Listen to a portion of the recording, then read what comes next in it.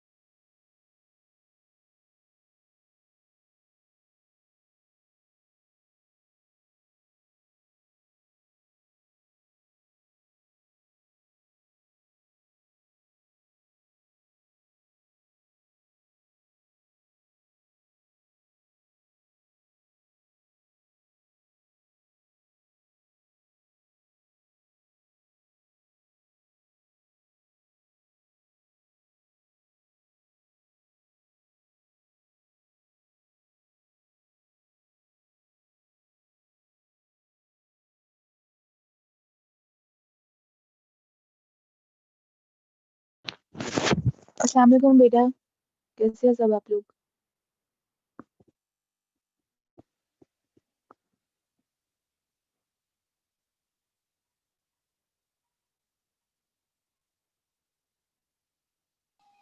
वालेकुम सलाम मैम, ठीक है।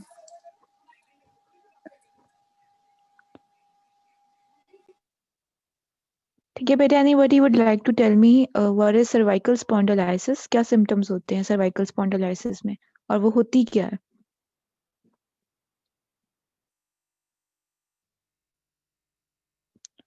What is cervical spondylosis?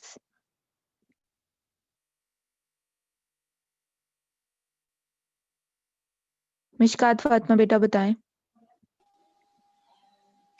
Ma'am cervical spondylosis इसे हम सर्वाइकल ऑस्टियोआर्थराइटिस भी कहते हैं। ये विद एजिंग जो है वो वियर एंड टियर हो जाती है बोन्स की, और चेंजेस आ जाती हैं बोन्स में, डिस्क में और जॉइंट्स ऑफ नेक में।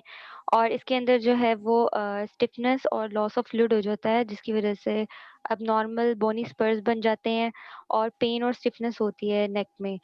ऑस्टियोफॉर्स फॉर्मेशन हो जाती है और जिसकी वजह से सर्वाइकल स्पाइनल स्टीनोसिस होता है, यानी नैरो हो जाती है interior of the spine column. और इसमें इनएबिलिटी हो जाती है कि नेक को हम बेंड नहीं कर सकते, हेड टर्न नहीं कर सकते, हेडेक होती है। और इसके अलावा पेन होती है शोल्डर में और आर्म में, फ्लेक्सिबिलिटी कम ठीक हो है, जाती है, ग्राइंडिंग नॉइस होती है। वेरी गुड बेटा। Okay, I have like 68 participants right now and मुझे पता है कि क्लास ऑलमोस्ट 128 की क्लास है। पिछले स्टूडेंट्स का प्रेजेंट मार्क किया गया बिकॉज ड्रॉप का इशू था, स्टूडेंट्स को मेल्स नहीं जा रही थी, एनरोल नहीं थे, तो मैंने इसलिए उस वक्त प्रेजेंट जो है बच्चे नहीं ज्वाइन कर सके उनको भी प्रेजेंट मार्क किया। लेकिन अब से बच्चों सब ये ज़हन में रखें आप लोग कि आप लोगों की प्रॉपर अब अटेंडेंस मार्क होगी। जो एब्सेंट है वो एब्सेंट है, जो प्रेजेंट है वो प्रेजेंट है। पिछले सेक्शन को भी बेटा मैंने ही बताया। और चूंकि आप लोग फाइनल सेमेस्टर के बच्चे हो, आप लोगों को ये बात मुझे बताने की अव्वल तो जरूरत ही नहीं पड़नी चाहिए that you need to be present in the class in order to be marked as present. So बाद में कोई बच्चा मुझे मेल ना करे कि मैम मुझे पता नहीं था, या मेरा ये इशू हो गया या वो इशू हो गया। बेटा कोई इशू नहीं होता है। जब आप चाहोगे आपने लेक्चर लेना तो आप लेक्चर ले लेते हो, और जब नहीं दिल करता तो आप नहीं लेते हो। सिंपल बात है। लेक्चर में आओगे तो प्रेजेंट लग जाएगी, ठीक है। सो अपने जो भी स्टूडेंट्स हैं, आप क्लास फेलोज हैं, उनको आप काइंडली ये बात बता दें। हमारा आज का टॉपिक बेटा स्लाइटली लेंथी है, ज़्यादा लेंथी नहीं है, और इसमें हमने बहुत इंपॉर्टेंट चीज़ पढ़नी है which is a trauma life support, जो आप लोगों को ऑलरेडी पता होगा, जैसे ABCDNE कहते हैं, airway, breathing, circulation, disability, exposure. जो एक पेशेंट है ट्रॉमा का, कैसे उसको अप्रोच किया जाता है प्राइमरी सर्वे के थ्रू, फिर आप जाते हो सेकेंडरी सर्वे पे, एयरवे क्या होती है, उसको मेंटेन कैसे करते हैं, ब्रीदिंग क्या होती है, उसको कैसे आप वापस लेके आते हो नॉर्मल पोजीशन में, and circulation, and what does it mean by circulation in a patient when you see a patient with shock. So how do you actually assess के पेशेंट की सर्कुलेशन कैसी चल रही है, तो वो हमने चीजें आज देखनी है। एडवांस ट्रॉमा लाइफ सपोर्ट, इसको ATLS भी कहा जाता है, as a simultaneous diagnostic and therapeutic activities intending to identify and treat life and limb threatening injuries beginning with the most immediate। तो बेसिकली ATLS एक ऐसा एक प्रोसीजर या फिर एक ऐसा प्रोसेस है जिसके थ्रू हम life threatening, limb threatening injuries को आइडेंटिफाई करते हैं और उनके ऊपर साइमल्टेनियस डायग्नोसिस करते हैं कि प्रॉब्लम क्या है और उसको ट्रीट करते हैं। This focus on urgent problems is first captured by the golden hour catchphrase and one of the most important lessons of ATLS। golden hour से मुराद वो hour या वो घंटा जिससे पहले पेशेंट को इशू हो गया, मतलब विद इन दैट आवर अगर आपने पेशेंट को ट्रीट कर दिया तो उसकी लाइफ सेव हो सकती है, उसका जो अफेक्टेड लिम्ब है वो सेव हो सकता है। So the golden hour is the first hour after a traumatic injury when emergency treatment is most likely to be successful. तो वो गोल्डन आवर जिसमें अगर आप पेशेंट को ट्रीट कर दो और ट्रीटमेंट सक्सेसफुल हो सके, उसको गोल्डन आवर कहा जाता है। बेसिक्स क्या होती हैं बेटा ट्रॉमा असेसमेंट की? तो सबसे पहले प्रेपरेशन होती है। प्रेपरेशन से मुराद ये कि आप जिस भी ट्रॉमा साइट पे पहुंचे हो या अगर पेशेंट ट्रॉमा का आपके पास आए, that you are well equipped and you have the necessary medical personnel with you, the doctors, the staff, the ward boys, and all the pharmacists, all the necessary equipped personnel that is present in order to treat that patient, you need to be prepared for that। तो initially आपने preparation रखनी है। Then comes triage। Triage के मतलब क्या है कि आप प्रायोरिटी बेसिस पे पेशेंट्स को टैग करते हो और फिर उनको ट्रीट करते हो। ये हम ये नेक्स्ट स्लाइड में देखेंगे ट्रायज होती क्या चीज़ है। Then primary survey, resuscitation, secondary survey, monitoring, evaluation and secondary adjuncts and transfer to definitive care. ये सारे टॉपिक्स हम इन्हीं स्लाइड्स में अब डिस्कस करेंगे। So what is triage? The process of categorizing victims or mass casualties based on their need for treatment and resources available.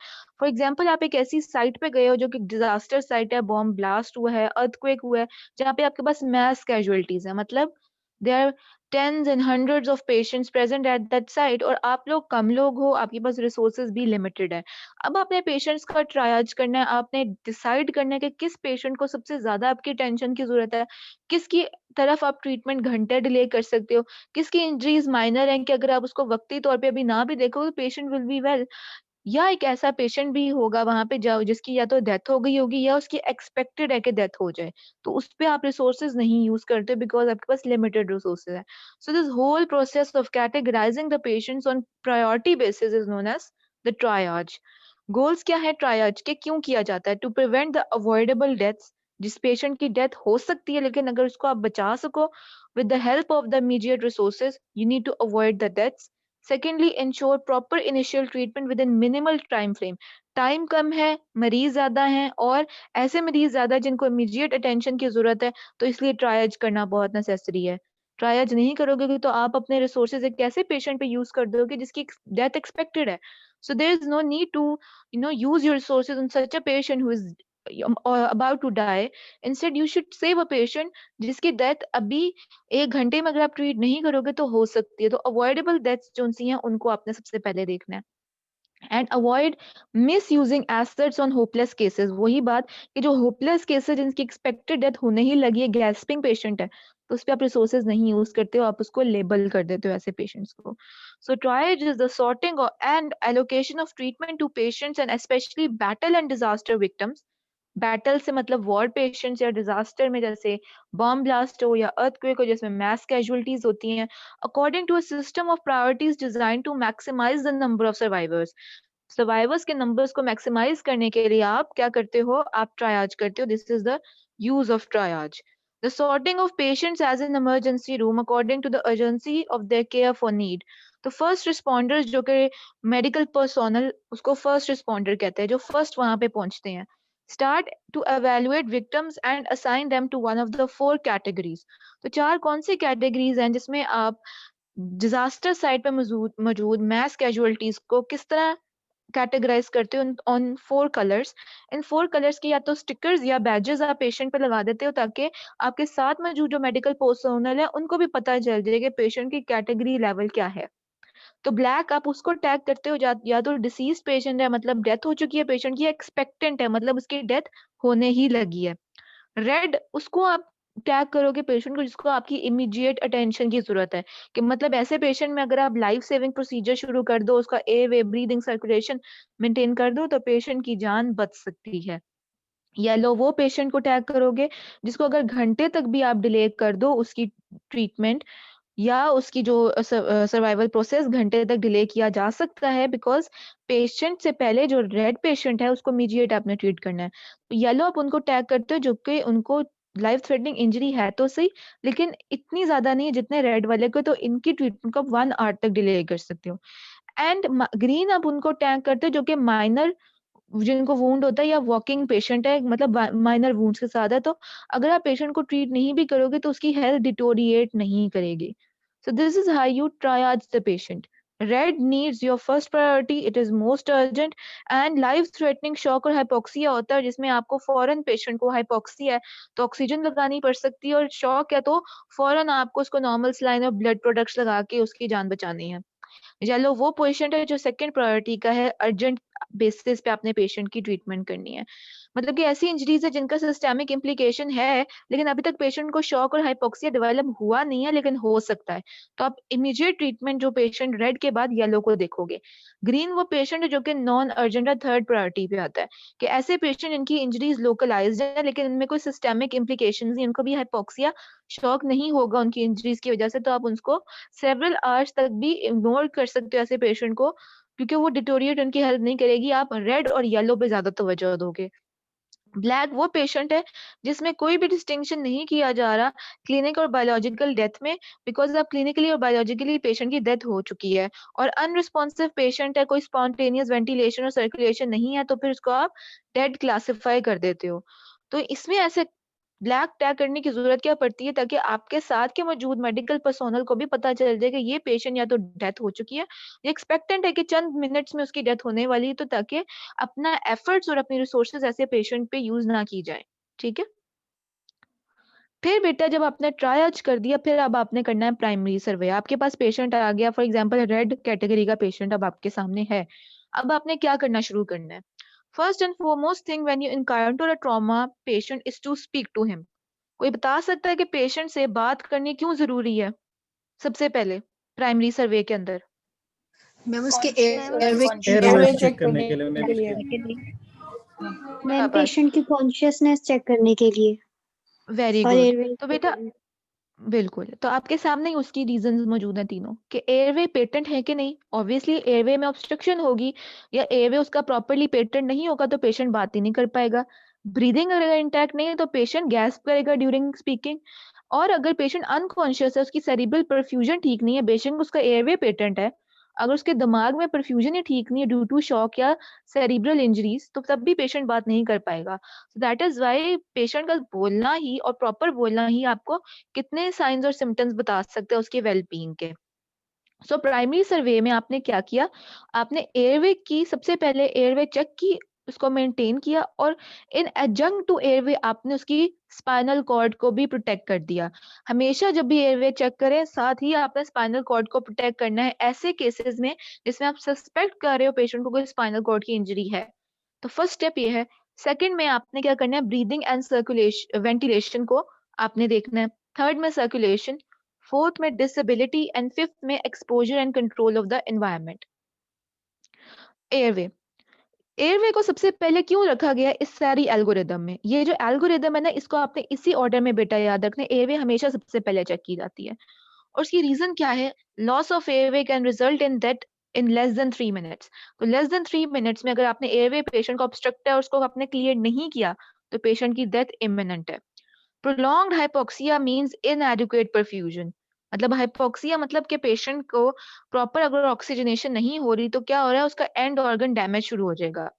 तो आपने क्या करना है, एयरवे की असेसमेंट शुरू कर देनी है। Initial airway assessment involves evaluating for air obstruction or patency, which can determine by assessing for snoring. Snoring से मुराद क्या, कि उसके nasal airway में कोई obstruction है तो पेशेंट की snoring like आवाज आएगी। ओके, फिर स्ट्राइडर चेक करोगे। What is stridor? Anybody knows what is stridor? बेटा स्ट्राइडर का मतलब किसी को पता है कि नहीं? No ma'am. एयरवे में कोई ऑब्स्ट्रक्शन ये चेक करते हैं साउंड होते हैं। सॉलिड Basically हो बेटा या फिर liquid हो। Basically Whistling strider, sound. अब मैं आपको बताती हूँ स्ट्राइडर क्या होता है। स्ट्राइडर बेसिकली एक ऐसी आवाज होती है जो पेशेंट से आती है जो कि उसके मेजर एयरवे ऑब्स्ट्रक्शन की वजह से हो। लाइक ट्रेकिया में अगर कोई ऑब्स्ट्रक्शन है और इंस्पिरेशन पे आवाज आती है स्ट्राइडर की। जो आप बेटा विस्लिंग आवाज कह रहे हो उसे वीज कहा जाता है। वीज होती है स्मॉल एयरवेज की ऑब्स्ट्रक्शन की वजह से और वो एक्सपिरेशन पे आती है। लाइक एजमा के पेशेंट को जब अक्यूट एजमा का अटैक आता है तो आप उसमें से सीटी लाइक आवाज उसके मुंह से आनी शुरू हो जाती है। या अगर ऑस्कल्टेट करो ऐसे पेशेंट की चेस्ट को, तो जैसे सीटी की आवाज है ना, अगर आप खुद भी सीटी बजाओ तो आपको अपने माउथ से एक्सपायर करना पड़ता है और अपने माउथ के ओपनिंग को स्मॉल करना पड़ता है। ठीक है, सो वीज is the spasm of the smaller airways and it is being heard on expiration, while stridor is the obstruction of the larger airways like trachea, और वो इंस्पिरेशन पे आपको आवाज आती है। ठीक है, और वो बहुत जैसे उसकी विसल जैसी आवाज नहीं होती, जैसे खड़कता हुई आवाज होती है ना, आपको मतलब आवाज आती है कि पेशेंट के कोई सांस की नाली में कोई चीज कुछ मतलब ऑब्स्ट्रक्ट हुआ है। तो क्लियर आउट हुआ कि वीज में और स्ट्राइडर में क्या फर्क है। Yes ma'am. स्ट्राइडर है इंस्पिरेशन पे और वीज है एक्सपिरेशन के ऊपर। स्ट्राइडर लार्जर एयरवेज की ऑब्स्ट्रक्शन की वजह से होता है, वी स्मॉलर एयरवेज की ऑब्स्ट्रक्शन की वजह से होता है। सिमिलरली पेशेंट के माउथ से अगर कोई ड्रूलिंग हो रही है, होर्सनेस मतलब उसकी आवाज खराब है, फेस पे कोई एडिमा है या उसको फेशियल ट्रॉमा है। ऑब्वियसली फेशियल ट्रॉमा से मुराद क्या है कि उसका कोई भी फेशियल ट्रॉमा की वजह से उसकी नोज और माउथ की भी इंजरीज होंगी जिसकी वजह से एयरवे की ऑब्स्ट्रक्शन हो सकती है। उसका डेंट, उसका कोई दांत है वो ट्रेकिया में गया हो सकता है, कुछ भी। So this can all result in airway obstruction. तो इन्हीं की उसने साइंस बता दी कि आपको पता कैसे चल रहा है विजिबली एक पेशेंट को एयरवे ऑब्स्ट्रक्शन है। पुअर एयर एक्सचेंज है, पेशेंट प्रॉपर्ली इंस्पायर एक्सपायर नहीं कर पा रहा। हाई पिच नॉइज है व्हाइल इनहेलिंग, स्ट्राइडर आपको सुनाई दे रहा है। फिर इनएबिलिटी टू स्पीक, स्ट्राइडर वाली बात दोबारा की। एंड होर्सनेस मतलब आवाज की खराबी है, प्रॉपर्ली आपसे बात नहीं कर पा रहा, उसकी आवाज की जो क्वालिटी है वो अच्छी नहीं है। फिर जब हमने एयरवे देख लिया बेटा, उसके बाद आपने सबसे पहले स्पाइनल कॉर्ड को प्रोटेक्ट करना है। स्पाइनल कॉर्ड को प्रोटेक्ट करना बहुत ज्यादा जरूरी है। अगर जिस ऐसे पेशेंट में जिनमें आपको सस्पेक्शन है कि ऐसे पेशेंट को स्पाइनल कॉर्ड की इंजरी है, तो जनरल प्रिंसिपल क्या है, protect the entire spinal cord until injury has been excluded by radiography और clinical physical examine patients with potential spinal cord injury. तो उसने कहा है कि जब तक आपने प्रॉपरली पेशेंट की एक्सक्लूजन नहीं कर ली कि उसको है कि नहीं स्पाइनल कॉर्ड इंजरी, आपने प्रोटेक्ट करना है। बात क्या कर रहा है वो इसके अंदर कि you are suppose to treat before diagnosis, you are going to protect the spinal cord before actually knowing कि स्पाइनल कॉर्ड की इंजरी है कि नहीं।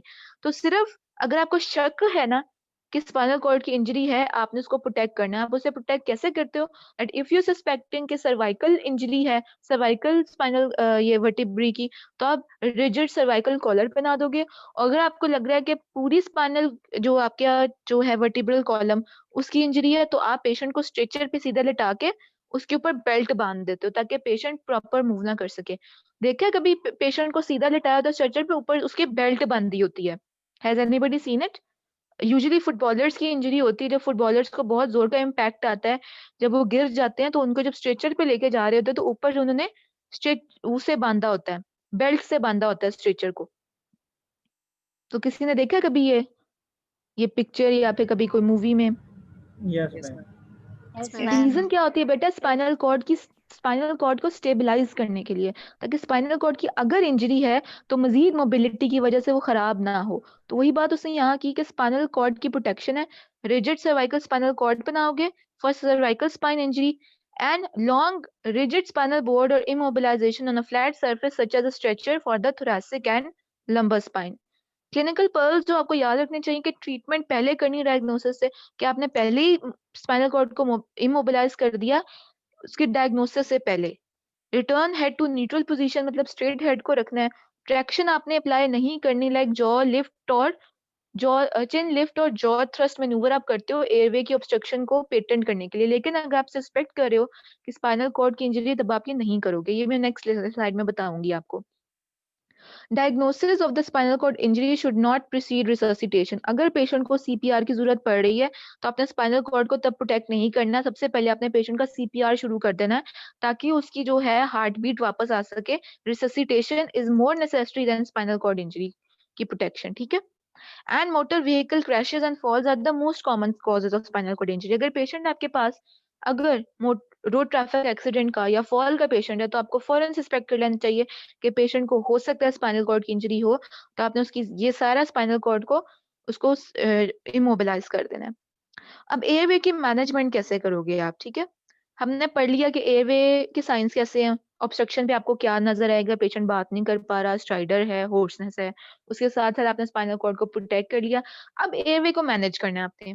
मैनेज कैसे करोगे, सबसे पहले उसकी पेटेंसी को मेंटेन करोगे, सक्शन करोगे। हमारे पास एक शक्कर पड़ा होता है यूजुअली आईसीयूज के अंदर, उसके पीछे शक्कर मशीन होती है। अब अच्छी तरह पेशेंट के माउथ और उसके एयरवे को सक करके उसकी वहां से सिक्रीशन निकालोगे, वहां से कोई ऊजिंग हो ब्लड की, कोई मटेरियल आ गया हो तो वो आप वहां से सक कर दोगे, फॉरेन मटेरियल को क्लियर करोगे।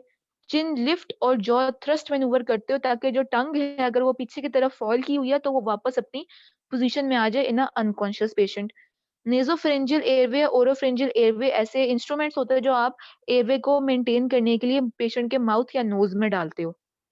उसके साथ ही आपने जब मेंटेन कर दिया तो साथ ही आपने सपोर्ट दे दी। ऑक्सीजन सबसे पहले आपने पल्स ऑक्सीमीटर से उसका ऑक्सीजन लेवल्स चेक किए, और अगर उसको बैग वॉल्व मास्क की जरूरत पड़ेगी, जिसको एम्बू बैग कहते हो, मुंह पे मास्क लगा के पीछे से बैग को पुश करते हो ताकि पेशेंट को एयर भी मिले साथ वेंटिलेशन भी हो, या वो कर सकते हो, या नॉन रीब्रीदर मास्क यूज कर सकते हो जिसमें आपको पेशेंट को बैग की जरूरत नहीं पड़ती, सिंपल उसको एयर दोगे। ये भी सबकी पिक्चर्स आपके सामने नेक्स्ट आएंगी। या आप एंड के ऊपर एक डेफिनेटिव एयरवे दो, पेशेंट को एंडोट्रेकियल ट्यूब डाल दोगे ट्रेकिया में। Endo mean inside and trachea mean trachea, तो endotracheal tube with in the trachea tube डाल देते हो, या सर्जिकल क्रीकोथायरोडोटमी कर दोगे या ट्रेकियोस्टमी कर दोगे। वो किस तरह होती है, वो इस तरह होती हैं। अब अगर इस डायग्राम को गौर से देखो तो यहाँ पे ऊपर की तरफ हो रहा है चिन लिफ्ट का मैन्यूवर, पेशेंट की चिन को ऊपर की तरफ लिफ्ट किया जा रहा है, इस मैन्यूवर को कहते हैं चिन लिफ्ट मैन्यूवर। और किया क्यों जाता है, द हेड टिल्ट और the chin lift manoeuvre, a maneuver that gently extends the head into a slightly sniffing position and lifts the tongue from the back of the throat। तो इसका वजह क्या होती है कि ऐसे पेशेंट में जिनमें टंग फॉलन बैक हुई होती है ना, अनकॉन्शियस पेशेंट, उसमें आप चिन लिफ्ट का प्रोसीजर करते हो। Is the most reliable method of opening the airway when the cervical spine injury is not suspected. ऐसे पेशेंट में करना जिसमें आपको लग रहा है कि सर्वाइकल स्पाइन की इंजरी नहीं है, बिकॉज ऑब्वियसली इसमें आपको नेक की मैनिपुलेशन करनी पड़ी है। लेकिन if you think that the patient is suffering from a cervical spine injury, then you won't do this because manipulation of the head will result in more cervical spine injury। तो वही बात कि जब आपने एयरवे चेक कर लिया उसके बाद आपने ये अगर सस्पेक्ट कर रहे हो सर्वाइकल स्पाइन इंजरी, तब आपने कॉलर लगा देना है पेशेंट को, तब आप ये चिन लिफ्ट और जॉ थ्रस्ट का मैन्यूवर नहीं करोगे, आप कोई और चीज यूज करोगे पेशेंट को डेफिनेटिव एयरवे देने के लिए। The oropharyngeal airway. Oropharyngeal airway comes in a variety of adult and pediatric sizes and is sized from the corner of the mouth to the earlobe।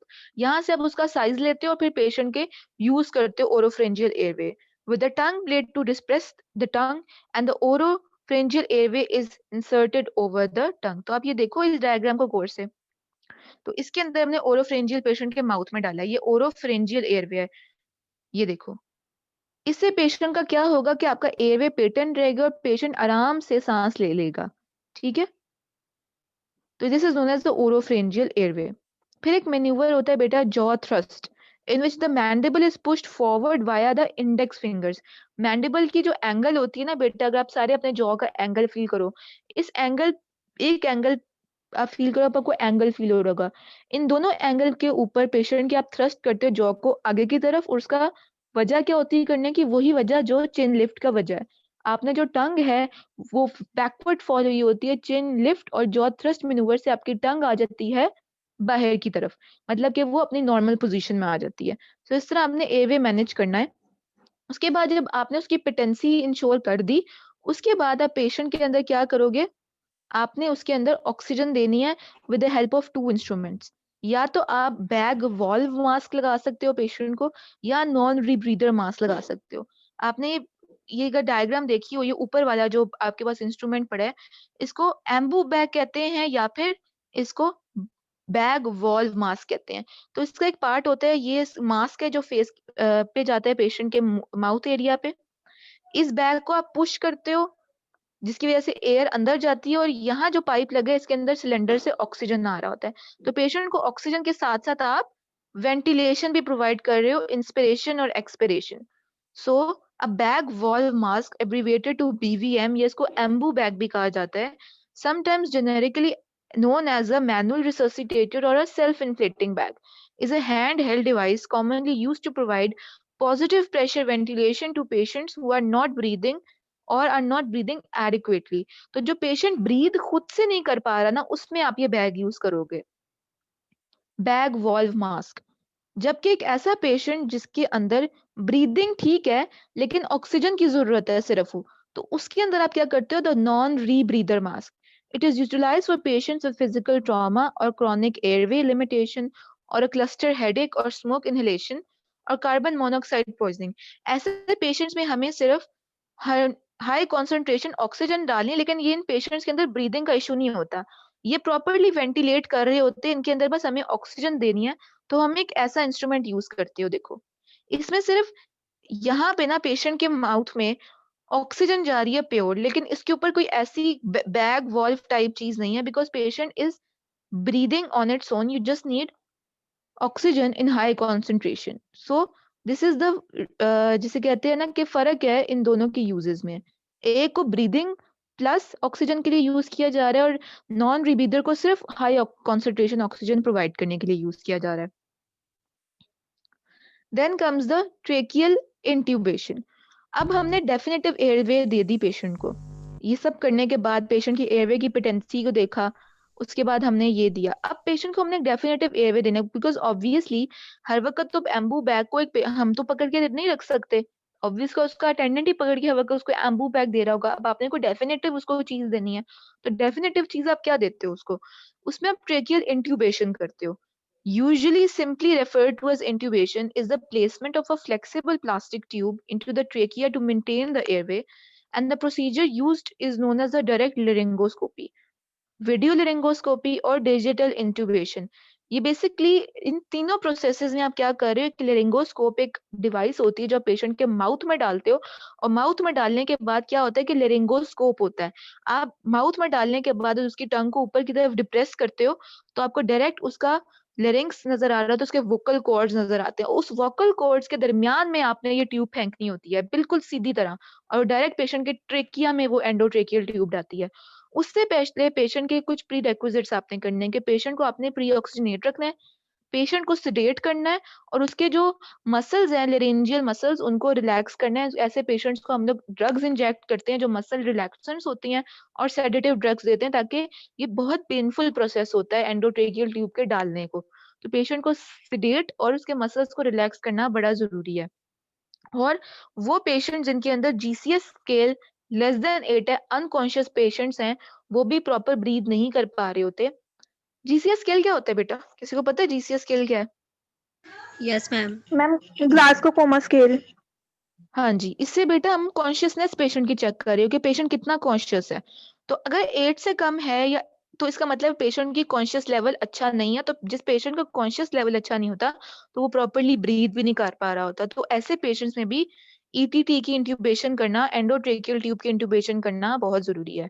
ये डायग्राम मैंने special आप लोगों को सिर्फ दिखाने के लिए रखी ताकि आप विजुअली भी पेशेंट को देख सको। तो ये जो आपको ये लेरिंगोस्कोप नजर आ रहा है ना, ये पेशेंट के माउथ में डालते हैं और ये इसकी टंग पड़ी हुई है, ये इसकी टंग है। इसको ऊपर की तरफ डिप्रेस करते हैं बिकॉज पेशेंट सुपाइन लेटा हुआ है।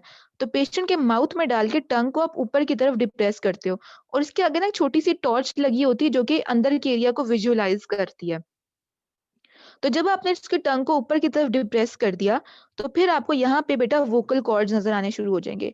इन वोकल कॉर्ड्स के ऊपर आपने ये एंडोट्रेकियल ट्यूब डालनी है, इस ब्लेड के ऊपर, ब्लेड की जहां ब्लेड पड़ा है इसके ऊपर ऊपर आपने जाना है और जहां पे आपको वोकल कॉर्ड्स नजर आए वहां पे आपने ये ट्यूब डाल देनी है। जब ये ट्रेकिया में चली जाती है तो इसका कैसे पता चलता है ट्रेकिया में चली जाती है? आप चेस्ट पेशेंट की ऑस्कल्टेट करते हो स्टेथोस्कोप लगा के। अगर ब्रीदिंग साउंड्स प्रॉपर्ली आ रहे होते हैं तो उसका मतलब आपने सक्सेसफुली ट्रेकिया में डाल दी, और अगर नहीं आ रहे इसका मतलब आपने एसोफेगस में डाल दी, आपको निकाल के वापस ट्रेकिया में डालना है। तो जब आप इसको डाल देते हो फिर आप उसको पेशेंट को ऑस्कल्टेट करते हो उसकी चेस्ट को, आपको पता चल जाएगा कि यस मैंने ठीक डाल दिया है। और फिर इस कफ इन्फ्लेटिंग ट्यूब में आप 5 सीसी का वाटर डालते हो तो अंदर जाके जो ट्यूब होता है उसके बाहर ना कफ लगा होता है, उसके अंदर ये वाटर जाता है पाइप के थ्रू और ये बिल्कुल ना अगेंस्ट द ल्यूमेन ये ऑब्स्ट्रक्ट कर देता है ल्यूमेन को, ताकि जो ट्यूब है वो अपनी जगह पे इन प्लेस रहे। ठीक है, लाइक अ बलून, बलून की तरह इस जो ट्यूब है ऐसी ट्यूब होती है, इसके बाहर ना ऐसे बलून लगा होता है, अंदर नहीं होता बाहर की तरफ। तो जब इसमें पानी डालते हो ना तो ये जो ल्यूमेन है ट्रेकिया का उसको फुली ऑब्स्ट्रक्ट कर देगी ताकि ये चीज अपनी जगह से हिले नहीं। तो थोड़ा कॉन्सेप्ट बना कि एंडोट्रेकियल ट्यूब की इंट्यूबेशन कैसे करते हैं। थोड़ा कॉन्सेप्ट क्लियर हुआ बेटा? Yes ma'am. Yes ma'am. बेटा यस जी मैम। बेटा हम हमजा मसूद बेटा आप कोई क्वेश्चन पूछना चाह रहे हो?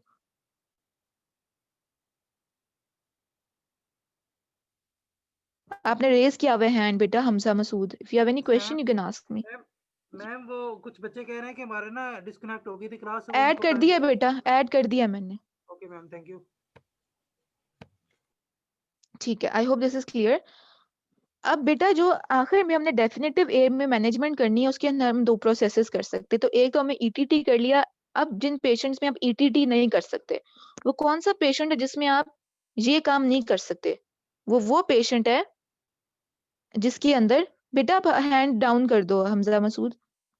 तो बेटा वो पेशेंट है जिसके अंदर बहुत ज्यादा क्या है, मैक्सिलोफेशियल इंजरीज हैं। एक पेशेंट है उसको इतनी बुरी फेस की इंजरी हुई है और माउथ की इंजरी हुई है कि सारा उसका एरिया खराब हो गया, तो आप उसके मुंह में एक चीज डालोगे कैसे?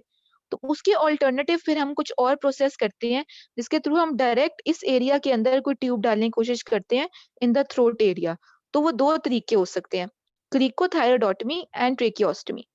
अगर आपको याद हो लेरेंजियल कार्टिलेजेस, तो आपको याद है ये आपकी हायोइड बोन है, ये आपका कौन सा कार्टिलेज है?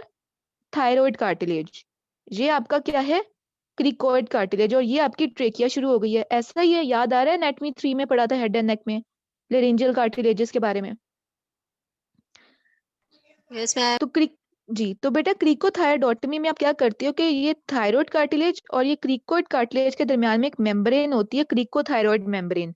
तो क्रिकोथायरॉयड मेम्ब्रेन की में आप होल डालते हो। ऑटमी का मतलब क्या होता है? होल करना। तो आप क्रिकोथायरॉयडोटमी करते हो, क्रिकोथायरॉयड मेम्ब्रेन में होल करते हो और इसके अंदर ट्यूब डाल देते हो जिसके थ्रू पेशेंट प्रॉपरली वेंटिलेट कर सके। ठीक है, सो यही बात उसने यहाँ पे बताई कि cricothyroidotomy also known as the cricothyroidotomy is an important emergency procedure that is used to obtain an airway when other or more routine methods are ineffective or contraindicated like in maxillofacial injuries. Only contraindication is the age. छोटे बच्चों में आप क्रिकोथायरॉयडोटमी नहीं करते because उनकी laryngeal cartilages बहुत soft हो सकती है, आप उन्हें परफोरेट कर सकते हो, मजीद इंजरी कर सकते हो। और दूसरा प्रोसेस क्या है? ट्रेकियोस्टमी। ट्रेकियोस्टमी में आप क्या करते हो? ट्रेकिया के अंदर जो ट्रेकिया जो शुरू हो चुका है ये वाला, यहाँ पे आप कर रहे हो। So this is the cricothyroidotomy. और ट्रेकियोस्टमी में आप ट्रेकिया के अंदर ओपनिंग या होल करते हो जिसकी वजह से पेशेंट वहां से वेंटिलेट कर सके। और उसका कॉज करने का भी यही होता है कि जिस पेशेंट में बहुत ज्यादा मैक्सिलोफेशियल इंजरीज हुई हों। Next comes the breathing. Airway आपने पढ़ लिया, किस तरह पेटेंसी देखते हो, क्या साइंस होती हैं स्पाइनल कॉर्ड को मेंटेन करना। फिर Anbu bag, NRBM, definitive airway में ईटीटी, क्रिकोथायरॉयडोटमी और ट्रेकियोस्टमी। ठीक है, तो ये बस सिंपल पॉइंट्स इनको ऐसे ही आपने याद करना है, ज्यादा मतलब कि इसमें कोई टेक्निकल चीजें इतनी ज्यादा नहीं है, बस ऑब्वियसली लेक्चर लंबा है तो उसको आपने एज इट इज पेस के साथ लेकर चलना है ताकि चीजों की समझ लगे। तो फिर सेकंड नंबर पे बी से क्या स्टार्ट होता है, ब्रीदिंग एंड वेंटिलेशन। अब ब्रीदिंग एंड वेंटिलेशन में आप प्रोसीड कैसे करोगे, सबसे पहले आप पेशेंट की चेस्ट को देखोगे कि पेशेंट की चेस्ट में आपको इंस्पेक्शन में नजर क्या आ रहा है। तो नजर आने में सबसे पहले आप रेस्पिरेटरी रेट देखोगे, पेशेंट का रेस्पिरेटरी रेट बढ़ा तो नहीं हुआ या कम तो नहीं हुआ। सेकेंडली आप विजिबली देखोगे कि उसकी विजिबली ट्रेकिया की डेविएशन तो नहीं है, बहुत ज्यादा ट्रेकिया लेफ्ट या राइट साइड पर तो नहीं मूव कर गया। एक्सेसरी मसल का यूज देखोगे, आप देखोगे उसके एब्डोमिनल मसल्स तो नहीं यूज हो रहे ब्रीदिंग के अंदर, या उसके एक्सेसरी मसल्स जो हैं वो क्लैविकुलर एरिया में भी आपके एक्सेसरी मसल्स मौजूद होते हैं, स्पाइनलिस के नाम से जो होते हैं, तो वो तो नहीं यूज हो रहे हैं आपके एक्सेसरी मसल्स। एक्सेसरी मसल्स का मतलब यूज होने का मतलब ये है कि पेशेंट को बहुत ज्यादा लेबर्ड ब्रीदिंग करनी पड़ी है, उसको बहुत जोर लगाना पड़ा है ब्रीदिंग करने के लिए, तो एक्सेसरी मसल्स का तो नहीं यूज हो रहा। किसी जगह पे कोई रिट्रैक्शंस तो नहीं हो रही हैं, या absence of spontaneous breathing, patient spontaneously breathe कर भी पा रहा है कि नहीं, या कोई पैराडॉक्सिकल चेस्ट मूवमेंट तो नहीं हो रही। मतलब पैराडॉक्सिकल चेस्ट मूवमेंट का मतलब क्या, कोई फ्लेयर चेस्ट तो ना का मसला तो नहीं है। फ्लेयर चेस्ट अगर आपको याद हो तो तब होता है जब एक सेगमेंट ऑफ द रिब आपका टूट जाए पेशेंट का, और जब इंस्पिरेशन पे वो सेगमेंट, जैसे इंस्पिरेशन पे हमारी रिब केज क्या मूव करती है, आउटवर्ड मूव करती है ना, यस मैम, तो आपकी जो टूटी हुई सेगमेंट है वो इनवर्ड मूव कर रही होती है, ये फ्लेयर चेस्ट में होता है पैराडॉक्सिकल मूवमेंट। और एक्सपिरेशन पे क्या होता है कि आपकी रिबकेज इनवर्ड मूव करती है तो आपका जो वो सेगमेंट है वो आउटवर्ड मूव कर रहा होता है, ठीक है। तो पैराडॉक्सिकल मूवमेंट हो रही है ब्रोकन सेगमेंट की, इसको फ्लेयर चेस्ट भी कहा जाता है। जब आपने विजिबली पेशेंट की इंस्पेक्शन कर ली, उसके बाद आप क्या करोगे, ऑस्कल्टेट करोगे, स्टेथ लगा के पेशेंट के चेक करोगे कि इक्वल बायलेटरल ब्रेथ साउंड्स हैं, और अगर नहीं है तो क्या डिमिनिश्ड है या एब्सेंट है। फिर पेल्पेशन करोगे, हाथ लगा के महसूस करोगे क्या उसकी ट्रेकिया नॉर्मल मिडलाइन पोजीशन में है या वो डेविएट कहीं कही हुई है। फिर चेक करोगे कोई कहीं ब्रोकन रिब तो नहीं है, इंजरी तो नहीं है चेस्ट वॉल को, पल्स ऑक्सीमीटर से आप उसकी ऑक्सीजन चेक कर लोगे। इसी प्रोसेस में अगर आप इसको एज इट इज चीजों को स्टेप वाइज याद करोगे तो कोई मुश्किल नहीं है याद करना ये पूरा लेक्चर, ठीक है। ब्रीदिंग एंड वेंटिलेशन में आपने बेसिकली आइडेंटिफाई करनी है लाइफ थ्रेटनिंग इंजरीज, और वो कौन सी हो सकती हैं। मैसिव हीमोथोरेक्स, हीमोथोरेक्स से मुराद क्या है, ब्लड की accumulation with in the thoracic cavity, pleural cavity के अंदर ब्लड की बहुत ज्यादा एक्यूमुलेशन हो जाए, कोई इंजरी हुई लंग को जिसकी वजह से, या बहुत बुरी इंजरी हुई है चेस्ट वॉल को जिसकी वजह से हेमरेज हो गया with in the thoracic cavity, या फ्लेयर चेस्ट हो गई जो मैंने आपको बताया। फ्लेयर चेस्ट एक ऐसा कंडीशन होता है जिसमें ब्रोकन रिब्स का सेगमेंट पैराडॉक्सिकल मूवमेंट कर रहा होता है विद इंस्पिरेशन एंड एक्सपिरेशन, या रिब फ्रैक्चर हुआ है। ओपन न्यूमोथोरेक्स है मतलब कि विजिबल ओपनिंग हुई हुई है चेस्ट वॉल में ड्यू टू इंजरी और एयर मूव कर गई है। न्यूमो मतलब एयर एंड थोरेक्स मतलब थोरैसिक कैविटी, तो थोरैसिक कैविटी में एयर आ गई और ओपन से मुराद का आपको विजिबल नजर आ रही है ओपनिंग जिसके थ्रू अंदर और बाहर मूव कर रही है। पल्मोनरी कंट्यूजन हो गई है। What is contusion, what is the meaning of contusion? Ma'am haemorrhage या ब्रूस को बोलते हैं। बेसिकली बिट ठीक है, ब्रूजिंग सही कहा आपने। ब्रूजिंग होती है विजिबल जो स्किन पे होती है, कंट्यूजन होती है इंटरनल ऑर्गन्स के ऊपर, ठीक है। इंटरनल ऑर्गन्स की ब्रूजिंग को क्या कहते हैं, कंट्यूजन। तो पल्मोनरी कंट्यूजन से मुराद क्या है, लंग की कोई ब्रूजिंग हुई है, कंट्यूजन हुई है। एंड पे टेंशन न्यूमोथोरेक्स। अब टेंशन न्यूमोथोरेक्स क्या चीज होती है वो हम अब देखेंगे, क्योंकि बाकी चीजों का तो आपको ऑलरेडी मैंने बता दिया। टेंशन न्यूमोथोरेक्स की थोड़ी सी डिटेल देखेंगे कि टेंशन न्यूमोथोरेक्स क्या है। टेंशन न्यूमोथोरेक्स ऐसी कंडीशन होती है जिसमें एयर जो है वो आपके प्लूरल कैविटी में आ जाता है लेकिन वो बाहर नहीं निकल पा रहा होता। ओपन न्यूमोथोरेक्स में एयर जो है चेस्ट वॉल की ओपनिंग में अंदर और बाहर आ जा रही है, लेकिन टेंशन न्यूमोथोरेक्स में ये हो रहा है कि एयर अंदर तो आ जाती है थोरैसिक कैविटी लेकिन बाहर नहीं निकल पा रही, तो एयर बिल्डअप होनी शुरू हो जाती है। और एयर बिल्डअप की वजह से क्या होती है, अगर लेफ्ट साइड पर टेंशन न्यूमोथोरेक्स है तो लेफ्ट साइड ऑफ द जो आपकी थोरैसिक कैविटी में एयर बिल्डअप हो गई है और एयर ने मीडियास्टिनम, पूरे मीडियास्टिनम को राइट साइड पे शिफ्ट कर दिया, मतलब आपके हार्ट और लंग सारे लेफ्ट साइड पे शिफ्ट हो गए due to buildup of air on the left side, अगर लेफ्ट साइड का टेंशन न्यूमोथोरेक्स है। So tension pneumothorax is air trapping in the pleural space between the lung and the chest wall. Sufficient pressure builds up and pressure to compress the lungs shift the mediastinum. Because एक side पे air buildup होने की वजह से सारे के सारे जो आपके थोरेसिक कैविटी के ऑर्गन्स हैं वो ऑपोजिट साइड पे शिफ्ट हो जाते हैं। फिजिकल एग्जाम जब आप करोगे ऐसे पेशेंट का तो आपको एब्सेंट ब्रेथ साउंड्स होंगे जब ऑस्कल्टेट करोगे। विजिबल एयर हंगर आपको पेशेंट में नजर आ रही होगी, पेशेंट ब्रीथ करने की कोशिश कर रहा होगा लेकिन नहीं कर पा रहा होगा। नेक वेन्स हैं वो डिस्टेंड हो गई होंगी। नेक वेन्स क्यों डिस्टेंड हुई होती हैं? न्यूमोथोरैक्स के केस में जब एयर बहुत ज्यादा बिल्डअप हो जाती है, why are the neck veins distended? What is the reason of the neck veins being distended in case of a pneumothorax? कोई बच्चा बता सकता है मुझे रीजन क्या है? प्रेशर एक्सर्ट होने की वजह से उनके अंदर वो प्रॉपर मतलब ब्लड फ्लो नहीं हो रहा था, मे बी। ठीक है, ठीक है। और कोई और बच्चा रीजन बता सके?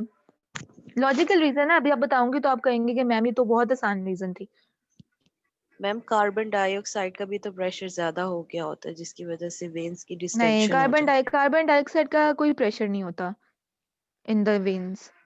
लाइक कार्बन डाइऑक्साइड का itself doesn't makes any pressure. Distended neck veins में तो ब्लड होता है ना बेटा, ब्लड का कोई इशू हो रहा है इसके अंदर। उसकी रीजन मैं आपको बताती हूँ। हम जब बेटा इंस्पायर करते हैं ना तो इंस्पिरेशन से पहले हमारी जिसे कहते हैं रिब केजेस क्या करती हैं, वो बाहर की तरफ मूव करती हैं, लेकिन अभी एयर अंदर गई नहीं होती है। तो जब हमारी रिब केज एक्सपैंड करती है तो हमारे अंदर क्या होता है, नेगेटिव इंट्राथोरेसिक प्रेशर बनता है, नेगेटिव प्रेशर होता है। और एनवायरनमेंट में क्या होता है, पॉजिटिव प्रेशर। तो प्रेशर मूव, आपके एयर मूव करता है from a region of higher pressure gradient to a region of lower pressure gradient. जैसे कि ऐसा विजुलाइज करो, जब आप स्ट्रॉ से जब पानी पीते हो तो क्या होता है, इंस्पिरेशन पे स्ट्रॉ से पानी मूव करता है आप from the glass into your mouth, ऐसा ही है। Yes ma'am. कोरिलेट कर पा रहे हो बेटा?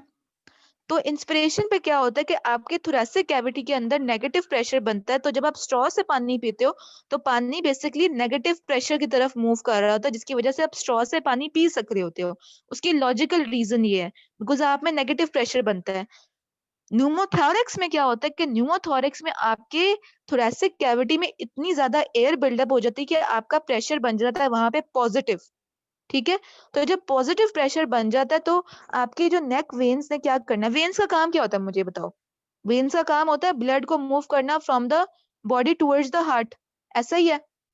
तो नेक वेन्स ने आपके हेड और नेक एरिया से ब्लड को हार्ट की तरफ लेकर चलना है। आपका हार्ट कहाँ पे मौजूद है, थोरेसिक कैविटी में। और थोरेसिक कैविटी में जब पॉजिटिव प्रेशर बन गया है न्यूमोथोरैक्स की वजह से, तो नेक वेन्स में जो ब्लड है वो थोरेसिक कैविटी में जा नहीं पाएगा और नेक वेन्स के अंदर वो जम जाएगा, डिस्टेंड हो जाएंगी नेक वेन्स। अब कॉन्सेप्ट बना कि क्यों डिस्टेंडेड नेक वेन्स होती हैं। Yes ma'am. ये रीजन Yes. होती है नेक वेन्स डिस्टेंड होने की, बिकॉज आपके थोरेसिक कैविटी में पॉजिटिव प्रेशर बनने की वजह से ब्लड मूव ही नहीं कर पा रहा होता टुवर्ड्स द हार्ट। और जब towards the heart blood move नहीं कर पा रहा होगा तो जो हार्ट है उसका कार्डियक आउटपुट भी कम हो जाएगा और टेंशन न्यूमोथोरैक्स की वजह से ऑब्स्ट्रक्टिव शॉक होता है, बिकॉज ब्लड फ्लो हार्ट की तरफ जाता नहीं है, हार्ट का कार्डियक आउटपुट कम हो जाता है और फिर बॉडी में जब ब्लड नहीं जा पाता फ्रॉम द हार्ट तो ऑब्स्ट्रक्टिव शॉक होता है। ये हम शॉक में अभी जाकर देखेंगे। तो this is the reason of having distended necks in case of tension pneumothorax.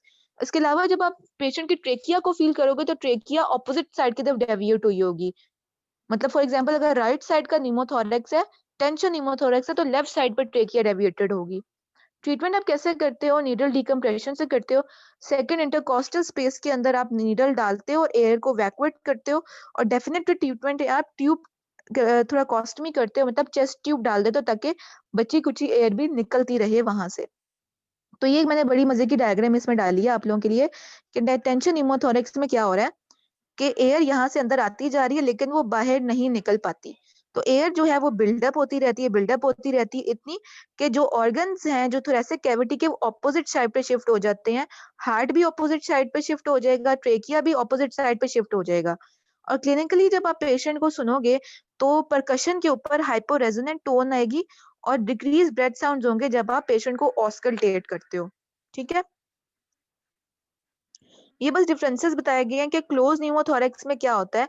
तो क्लोज न्यूमोथोरैक्स में कोई चेस्ट वॉल की इंजरी नहीं होती, लंग्स में से एयर प्लूरल कैविटी में चली जाती है बिकॉज लंग के अंदर कोई एयर ब्लैब है जिसकी रप्चर की वजह से, या वो लोग जिनके अंदर COPD होता है उनके लंग के टिश्यू के नेक्रोसिस की वजह से जो लंग में एयर है वो चला जाता है इनटू द प्लूरल कैविटी, तो उसको क्लोज न्यूमोथोरैक्स कहते हो। ओपन न्यूमोथोरैक्स में चेस्ट वॉल इंजरी की वजह से एयर चली जाती है लेकिन एयर वापस भी बाहर निकल रही होती है, that is why tension buildup नहीं होता और मीडियास्टिनल स्ट्रक्चर्स ऑपोजिट साइड पर मूव नहीं करते। जबकि टेंशन न्यूमोथोरैक्स में क्या होता है कि टेंशन न्यूमोथोरैक्स में एयर बिल्डअप होता रहता है, वो बाहर नहीं निकल पाता और मीडियास्टिनल स्ट्रक्चर सारे ऑपोजिट साइड पे शिफ्ट हो जाते हैं।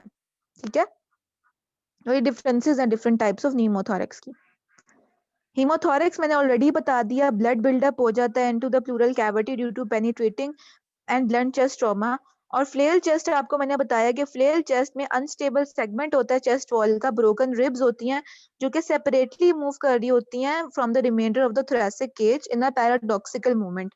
इंस्पिरेशन में क्या होगा, वो अंदर मूव करेंगी और एक्सपिरेशन में क्या होता है, वो बाहर को मूव कर रही होती हैं। ठीक है, तो एंड रिजल्ट जो आपने इन सब के अंदर हीमोथोरैक्स, टेंशन हीमोथोरैक्स, ओपन न्यूरोथोरैक्स में एंड की डेफिनेटिव ट्रीटमेंट क्या है, ट्यूब थोराकोस्टमी, जिसको चेस्ट ट्यूब भी कहते हैं। और वो आप कहाँ पे डालते हो, वो आप 5th इंटरकोस्टल स्पेस में एंटीरियर एक्सिलरी लाइन में जाते हो। इंटरकोस्टल स्पेसेस का आपको पता कैसे चलता है, आप सब लोग अपने स्टर्नम को फील करो। स्टर्नम के ऊपर वाली साइड पे एंगल ऑफ लुई के नीचे आपको मेन्यूब्रम स्टर्नाई की लैंडमार्क फील होती है, हो रही है फील के नहीं सबको? तो मेन्यूब्रियम स्टर्नाई के साथ की जो इंटरकोस्टल स्पेस होती है वो बेटा सेकंड इंटरकोस्टल स्पेस होती है, और फिर उसके नीचे आप फिर चलते रहते हो सेकंड, थर्ड, फोर्थ, फिफ्थ। इससे आपको पता चलता है कि आपकी इंटरकोस्टल स्पेस कौन सी वाली है और कहाँ पे है। ठीक है, third thing is the circulation. Circulation में हम बेसिकली क्या चेक करते हैं कि पेशेंट शॉक में तो नहीं गया हुआ। शॉक का मतलब क्या होता है? Shock means impaired tissue perfusion or tissue oxygenation which is inadequate to meet the metabolic demand, or a prolonged shock state leads to a mildly organ system failure and cell death. तो clinical science क्या होते हैं shock के? पता कैसे चलेगा मरीज को शॉक हो भी गया है कि नहीं हो रहा? सबसे पहले altered mental status, cerebral blood perfusion proper ना होने की वजह से पेशेंट ऑल्टर्ड कॉन्शियसनेस के साथ आपके पास आएगा। दूसरा, पेशेंट की टैकीकार्डिया, दिल की धड़कन तेज होती है। क्यों? कॉम्पनसेटरी, जो हार्ट है वो कॉम्पनसेटरी टैकीकार्डिया शुरू कर देता है ताकि मैक्सिमम ब्लड फ्लो पहुंचे, बिकॉज पेशेंट शॉक की कंडीशन में गया होता है। तो हार्ट रेट मोर देन 100 होता है एक पेशेंट का, मोस्ट कॉमन साइन है शॉक का। आर्टीरियल हाइपोटेंशन है, जो सिस्टोलिक ब्लड प्रेशर है वो लेस देन 120 हुआ होता है शॉक की कंडीशन में। और इनएडिक्वेट टिश्यू परफ्यूजन है। अब हमें कैसे पता चलेगा कि पेशेंट को जो टिश्यू है उसकी परफ्यूजन ठीक है कि नहीं? तो चंद क्लिनिकल टेक्निक्स हैं जिसके थ्रू आपको पता चलेगा पेशेंट की टिश्यू की परफ्यूजन प्रॉपर है भी कि नहीं। आप पेशेंट के हाथों का कलर चेक करोगे, क्या वो पेल है, क्या वो रेड है। अगर वो बहुत ज्यादा पेल येलो है, इसका मतलब है कि पेशेंट शॉक की कंडीशन में जा चुका है। सेकंड, पेशेंट के जो लिम्स हैं, हैंड एंड फीट, वो ठंडे होंगे बिकॉज ब्लड की परफ्यूजन वहां प्रॉपर नहीं है। थर्डली, डिलेड कैपिलरी फिलिंग है। आप जरा अपनी सब लोग अपनी फिंगर्स को जरा 5 सेकंड के लिए प्रेस करो, प्रेस करिए, उसके बाद रिलीज करो। ब्लड वापस आपकी फिंगर्स दोबारा रेड हो जाती हैं कि नहीं हो जाती रेड? इनिशियली पेल होती हैं जब प्रेस करते हो और फिर रेड हो जाती हैं। सबने करके देखा है कि नहीं? Yes ma'am. तो ये विदिन 3 सेकेंड्स होना चाहिए, और अगर ये विदिन 3 सेकेंड्स नहीं हो रहा, इसका मतलब ये है कि 3 सेकेंड से डिले हो रहा है, patient is in a condition of shock. Altered LOC है वही लेट, जैसे कहते हैं कैपिलरी फिलिंग, वही वाली बात बताइए कि डिलेड कैपिलरी फिलिंग है, late filling of the capillary हो रही है। और फिर एंड पे मेन चीज होती है बेटा, जिसे कहते हैं जितना मैं स्ट्रेस दूं इस चीज पे उतना कम है, पेशेंट का यूरिन आउटपुट चेक करना है। मैंने जब मेडिकल आईसीयू किया था तो हमारे पास जब पेशेंट शॉक का आता था, किसी भी किस्म का जो शॉक होता था, हमारी आंखें ना हमेशा हमारे सर हमें बताते थे कि आपने अपनी नजरें हमेशा पेशेंट के यूरिन बैग पे रखनी है। पेशेंट को अगर यूरिन प्रोड्यूस नहीं हो रहा, इसका मतलब है पेशेंट बहुत बुरे शॉक में गया। क्यों? क्योंकि पेशेंट की किडनी के परफ्यूजन खत्म हो चुकी है, पेशेंट की किडनी में ब्लड जा ही नहीं रहा प्रॉपर्ली, जिसकी वजह से पेशेंट यूरिन प्रोड्यूस नहीं कर पा रहा। तो हम हमेशा हमारी नजरें शॉक के पेशेंट में उसके यूरिन बैग पे लगी होती थी। तो क्या होता है कि 0.5 ml पर kg पर आवर से अगर पेशेंट के कम यूरिन आउटपुट प्रोड्यूस हो रहा है, इसका मतलब है पेशेंट शॉक पे है। तो फॉर एग्जांपल अगर 70 kg का पेशेंट है तो 0.5 ml पर kg के हिसाब से देखो तो 35 ml पर आवर पेशेंट को यूरिन प्रोड्यूस होना चाहिए। तो 35 ml पर आवर अगर पेशेंट को प्रोड्यूस नहीं हो रहा, इससे कम में या हो ही नहीं रहा, इसका मतलब है पेशेंट शॉक में गया हुआ है। शॉक की टाइप्स बताई गई हैं। हेमरेजिक शॉक, हेमरेजिक शॉक से मुराद क्या है कि बहुत ज्यादा ब्लड लॉस होने की वजह से जो शॉक होता है। हेमरेजिक मतलब ब्लड लॉस, वो विजिबल ब्लड लॉस भी हो सकता है या वो इंटरनल ब्लीडिंग की वजह से भी हो सकता है। दूसरा ऑब्स्ट्रक्टिव शॉक होता है। ऑब्स्ट्रक्टिव शॉक कौन सा शॉक होता है? वो शॉक जो ऑब्स्ट्रक्शन की वजह से हो, लाइक फॉर एग्जांपल एक बंदे को कार्डियक टेम्पोनाड होगा। आपको पता है कि आपके हार्ट के बाहर, आपका हार्ट होता है, उसके बाहर एक पेरिकार्डियल सैक होता है। इस सैक के अंदर ब्लड फिल अप होना शुरू हो जाए और ब्लड की क्वांटिटी बहुत ज्यादा बढ़ जाए ड्यू टू एनी ब्लंट और पेनिट्रेटिंग चेस्ट ट्रॉमा, तो heart against the increased blood in the pericardial sac heart pump ही नहीं कर पाता, क्योंकि हार्ट को अगेंस्ट पेरिकार्डियल सैक में जो ब्लड फिलअप हो चुका है उसके अगेंस्ट पंप वो कर नहीं पाता। तो this is condition known as a cardiac tamponade. Tamponade का मतलब है प्रेशर और कार्डियक मतलब हार्ट। तो हार्ट के पेरिकार्डियल सैक में ब्लड होने की वजह से हार्ट प्रॉपर पंप नहीं कर पाता, और प्रॉपर पंप ना करने की वजह से क्या हो रहा है कि बॉडी के अंदर ब्लड फ्लो नहीं कर पा रहा और टिश्यू की परफ्यूजन नहीं हो रही। फिर ऑब्स्ट्रक्टिव की दूसरी कॉज क्या हो सकती है? Tension pneumothorax. अभी मैंने बताया टेंशन न्यूमोथोरैक्स क्या है। जल्दी से कोई इंटेलिजेंट मुझे बताए कि टेंशन न्यूमोथोरैक्स में क्यों हो रहा है ऑब्स्ट्रक्टिव शॉक, रीजन क्या है? मैम प्रेशर बिल्डअप हो रहा है और वो सारे जो स्ट्रक्चर्स है मेडिएस्टिनम के अंदर पड़े हुए उनको शिफ्ट कर रहा है, उन पे प्रेशर एक्सर्ट हो रहा है इस वजह से। और कोई रीजन बताओ बेटा। हार्ट मैम पॉजिटिव प्रेशर हो रहा है इनसाइड द चेस्ट कैविटी, तो उसकी वजह से वो नेक वेन डिस्टेंशन हो रही है। नेक वेन डिस्टेंशन की वजह से हो क्या रहा है कि नेक वेन्स का जो ब्लड है वो हार्ट में प्रॉपर जा नहीं पा रहा, ठीक है। और हार्ट में, क्योंकि हार्ट आपको थोरेसिक कैविटी में है, थोरेसिक कैविटी में पॉजिटिव प्रेशर बना हुआ है, पॉजिटिव प्रेशर की वजह से जो वीनस ब्लड फ्लो है वो हार्ट में जा नहीं पा रहा। वीनस ब्लड जब हार्ट में आएगा नहीं तो मतलब कार्डियक आउटपुट भी नहीं बनेगा, और जब कार्डियक आउटपुट नहीं होगा तो इसका मतलब क्या है? पेशेंट क्या होगा, उसमें ब्लड फ्लो ही नहीं हो रहा।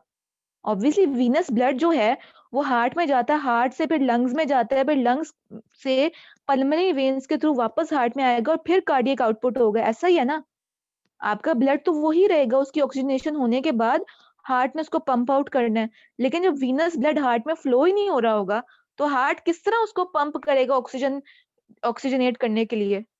तो आप समझ जाए कि क्यों टेंशन न्यूमोथोरैक्स में शॉक हो रहा है, कार्डिक आउटपुट ना होने की वजह से। और कार्डिक आउटपुट क्यों नहीं है? क्योंकि वीनस रिटर्न नहीं आ रहा हार्ट के पास। तो क्लियर आउट हुआ वाई टेंशन न्यूमोथोरैक्स में शॉक होता है। ये बातें मैंने आपसे पूछनी है बेटा वाइवा के अंदर, ये बातें मैं आपसे पूछूंगी और कोई बच्चा फिर मुझे ये ना कहे कि मैम हमें इसकी रीजन नहीं पता। इसलिए इस बार बार मैं आपको एक चीज 5-6 दफा रिपीट करती हूँ और आपसे पूछती हूँ ताकि आपको कॉन्सेप्ट क्लियर हो। तो कॉन्सेप्ट क्लियर हुआ है कि नहीं कि टेंशन न्यूमोथोरैक्स में शॉक क्यों हो रहा है? Come on tell me. Yes ma'am. ठीक है। और फिर बेटा लास्टली है न्यूरोजेनिक शॉक।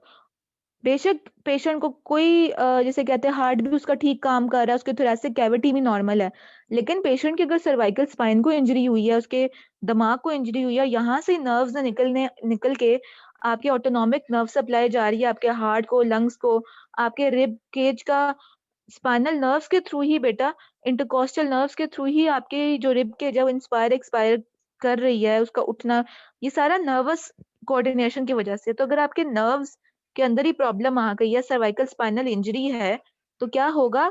आपको पता है आपके सर्वाइकल स्पाइन में से आपकी डायफ्राम को सप्लाई जा रही होती है C3 C4 C5 phrenic nerve.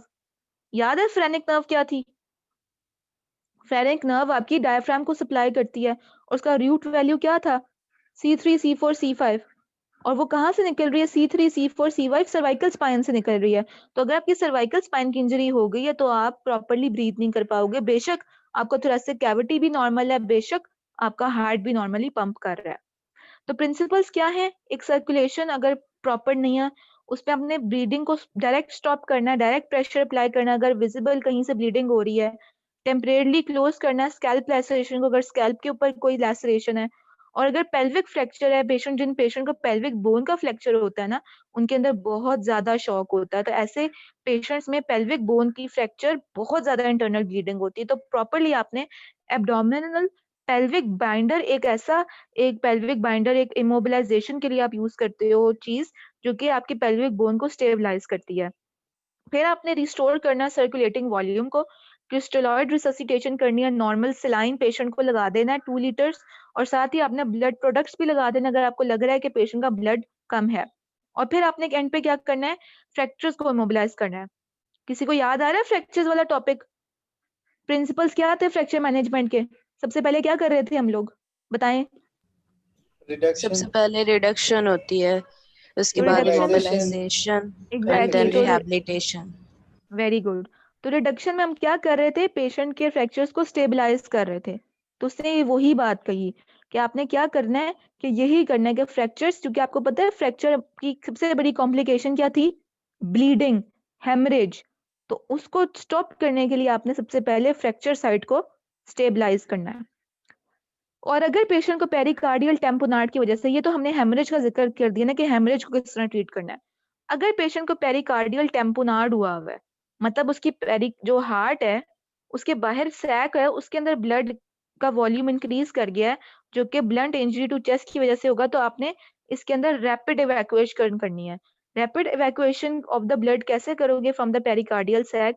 पेरिकार्डियोसेंटेसिस के थ्रू आप नीडल डायरेक्ट इंसर्ट करते हो पेरिकार्डियल कैविटी के अंदर, यहाँ पे नीडल इंसर्ट करते हो, ब्लड को इवैक्यूएट करते हो। या तो आप ऐसे कर सकते हो, ये अल्ट्रासाउंड गाइडेड होता है, ठीक है?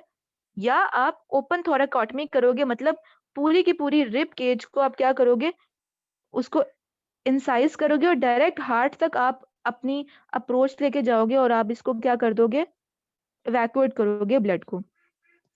इन केस ऑफ कार्डियक अरेस्ट, अगर पेशेंट को कार्डियक अरेस्ट, कार्डियोजेनिक शॉक की वजह से शॉक हुआ है, तो आप क्या करोगे, रिकॉग्नाइज करोगे, सीपीआर पेशेंट का स्टार्ट कर दोगे। आपको पता है कि सीपीआर कैसे करते हैं?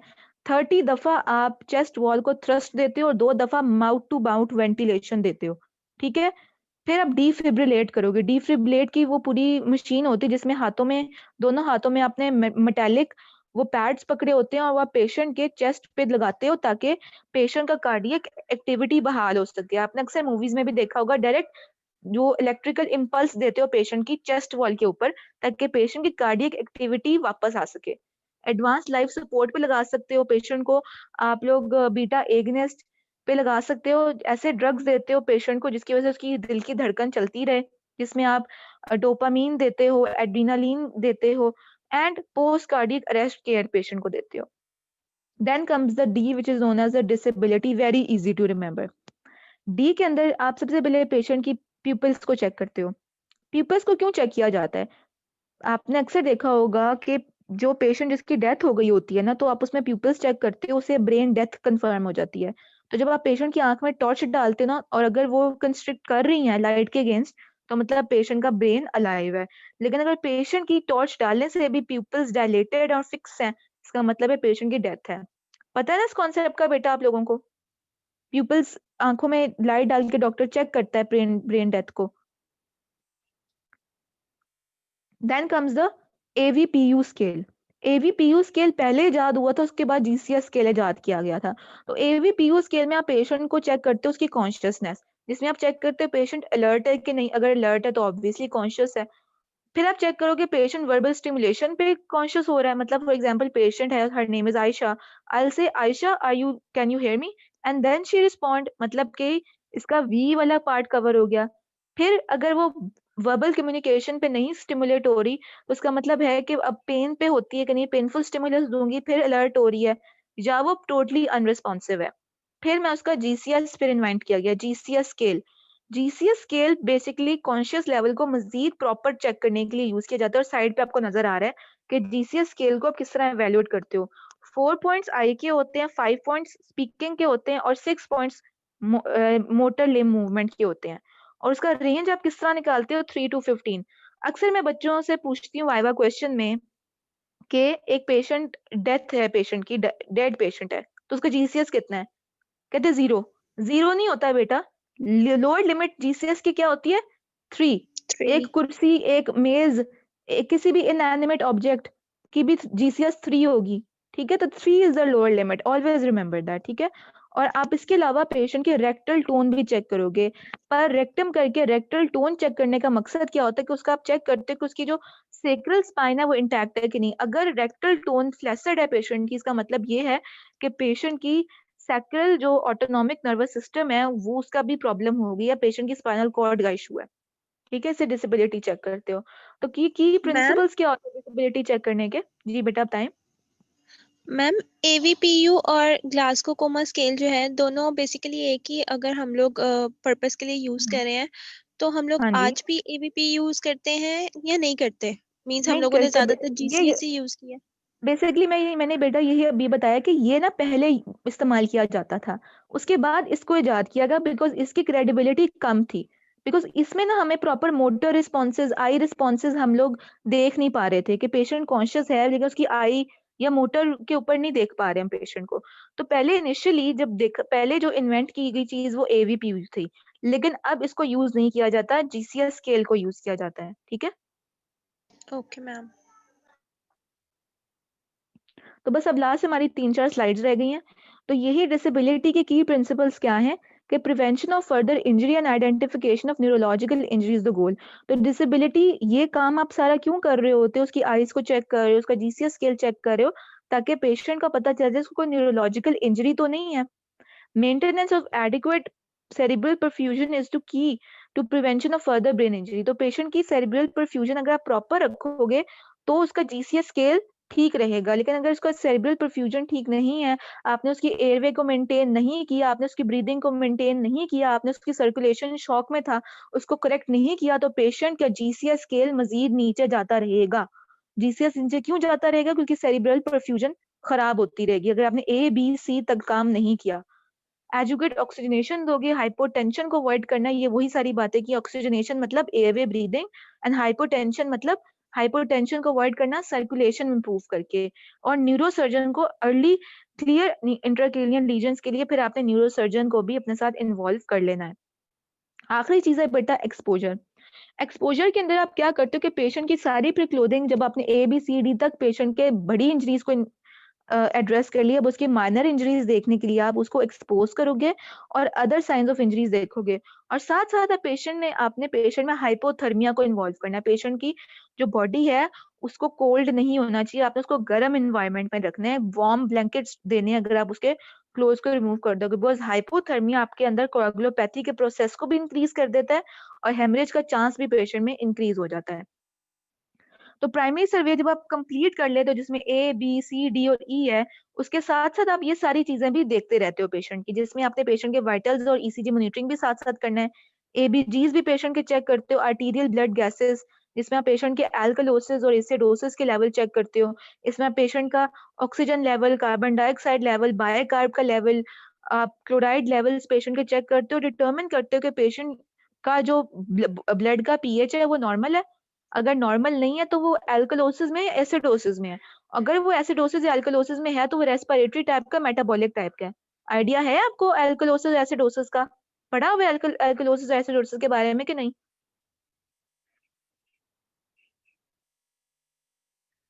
कुछ आइडिया है बेटा एल्कलोसिस एसिडोसिस मैम का? पढ़ा हुआ है।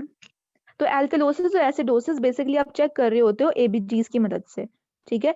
जो लोग जो प्रॉपर्ली ब्रीद नहीं कर पा रहे होते उनके अंदर रेस्पिरेटरी एसिडोसिस स्टार्ट हो जाता है, बिकॉज कार्बन डाइऑक्साइड का बिल्डअप क्या कर रहा होता है आपकी बॉडी के अंदर, pH को डिक्रीज करवा रहा होता है, ठीक है। और pH डिक्रीज होने की वजह से क्या होता है, एसिडोसिस होनी शुरू हो जाती है ब्लड में। और जो अगर वो रेस्पिरेटरी कॉज की वजह से तो वो रेस्पिरेटरी एसिडोसिस कहलाता है। तो ABGs बेसिकली ये चेक किया जाता है। आप पेशेंट के कार्बन डाइऑक्साइड का लेवल चेक करते हो ब्लड में, यूरिनरी आउटपुट चेक करते हो, ECG देखते रहते हो, और पेशेंट के नेसेसरी रेडियोलॉजिकल इन्वेस्टिगेशन भी करवाते हो। ये सब काम आपने सारे कामों के साथ साथ ABCD के साथ साथ प्राइमरी सर्वे में करवाते रहने हैं।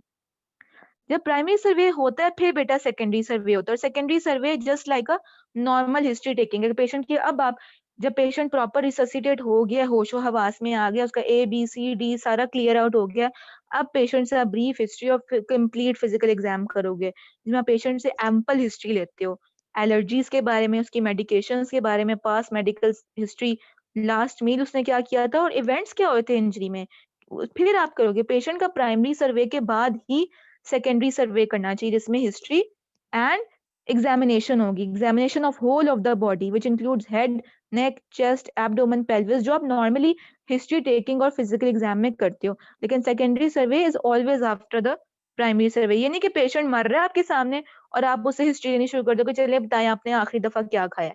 ये काम नहीं करना। प्राइमरी सर्वे में पेशेंट की सबसे पहले airway, breathing, circulation, disability check करते हैं। This is the last slide. Secondary survey में फिर मजीद अगर आपको जरूरत पड़े ज्यादा एडवांस्ड रेडियोलॉजिकल स्कैन्स करने की और एडवांस कंसल्टेशंस करने की, तो आप उसमें पेशेंट का कैट स्कैन और कंसल्टेशन करवाते हो जिससे भी रिलेटेड उसकी इंजरी है। न्यूरोसर्जन अगर न्यूरोलॉजिकल इंजरी, ऑर्थोपेडिक सर्जन अगर फ्रैक्चर्स हैं उसको, वेस्कुलर सर्जन अगर वेस्कुलर बिग वेसल्स की इंजरी हुई है, और फिर पेशेंट को डेफिनेटिव केयर में डाल दोगे ऑपरेटिंग रूम में, आईसीयू में या हायर लेवल फैसिलिटी में। This is the whole lecture telling you how you approach a patient of a trauma, how you start a patient with a primary survey which includes airway, breathing, circulation, disability, exposure। Airway में क्या चीजें पढ़ी, उसकी patency, उसके science क्या थे, उसके अंदर फिर हमने क्या पढ़ा कि पेशेंट की आपने पेटेंसी को मेंटेन करना है, उसकी सक्शन करनी है, उसके अंदर आपने बैग वॉल्व मास्क या एनआरबीएम या डेफिनेटिव एयरवे में आप क्या करते हो, क्रिकोथायरॉडोटमी या ट्रेकियोस्टमी करते हो, एंडोट्रेकियल ट्यूब डालते हो। ब्रीदिंग हम किस तरह चेक करते हैं, इंस्पेक्शन, पैल्पेशन, परकशन और स्कल्टेशन करके, ठीक है। सर्कुलेशन के अंदर हम क्या कर रहे थे, उसके एडिशन टू हमने टेंशन न्यूमोथोरैक्स के बारे में पढ़ा। सर्कुलेशन क्या मतलब होता है शॉक का, किस किस्म के शॉक होते हैं, शॉक को ट्रीट कैसे करना है, टिश्यू परफ्यूजन नहीं हो रही उसके साइंस क्या होते हैं, डिसेबिलिटी किस तरह चेक की जाती है, जीसीएस स्केल क्या होता है, एक्सपोजर किस तरह करेंगे, सेकेंडरी सर्वे। सो ये सारा मैंने आपको ये 2 मिनट में समरी भी बता दी। कोई क्वेश्चन है बेटा मुझसे आप पूछें, फिर हम लेक्चर को एंड करते हैं।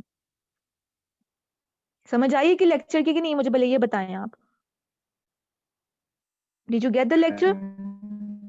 यस मैम आ गई। लेक्चर थोड़ा टेक्निकल है लेकिन आप लोगों ने इसको अच्छा याद करना है, बिकॉज हर मेडिकल प्रोफेशनल जो प्रोफेशन के बंदे को एडवांस ट्रॉमा लाइफ सपोर्ट के बारे में मस्ट पता होना जरूरी है।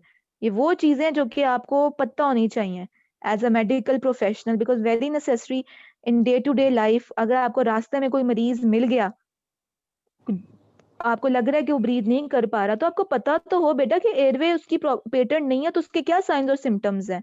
होसनेस तो नहीं है, उसको ड्रूलिंग तो नहीं हो रही है, ठीक है, उसको स्ट्राइडर का तो नहीं एलिमेंट चल रहा, उसको क्लियर आउट करो, उसको सीपीआर दो, ब्रीदिंग एम्बुलेंस में अगर लेके जाना पड़ गया तो आपको पता हो एबीसी क्या है, ठीक है। आई होप कनेक्ट हो गया। ठीक है बेटा, ऐड मैंने कर दी है। एनी फर्दर क्वेश्चंस बेटा, you can ask me. Ma'am sometime कुछ पेशेंट्स को वेंटिलेटर के बाद वो बेलून टाइप बैग लगते। आवाज नहीं आ रही बेटा, क्या कह रहे हो आप? मैम वेंटिलेटर्स के बाद पेशेंट्स को अक्सर वो चेक करने के लिए उनकी ब्रीदिंग बेटा आपकी आवाज बेटा क्लियर नहीं है। बेटा आपकी आवाज ना क्लियर नहीं है बिल्कुल। बैग लगता है बेलून शेप का, वो और एम्बू बैग एक ही चीज है जो आपने आपकी ना मुझे बिल्कुल भी बेटा आप ना ऐसा करो, मुझे आप ना मुझे मेल सेंड कर दो। आपकी ना आवाज बहुत ज्यादा लैग करके आई है, तो मुझे बन ही नहीं पाया कॉन्सेप्ट कि आपने मुझसे पूछा क्या है। आपकी आवाज बहुत ज्यादा डिस्टॉर्ट होके आई है। आप ना ऐसा करें, मुझे मेल कर दें। क्या बेटा, एनी अदर फर्दर क्वेश्चन? किसी और को कोई क्वेश्चन है बेटा तो हम लेक्चर को एंड कर देते हैं। No questions? ओके बेटा, थैंक यू वेरी मच। अल्लाह हाफिज। वाह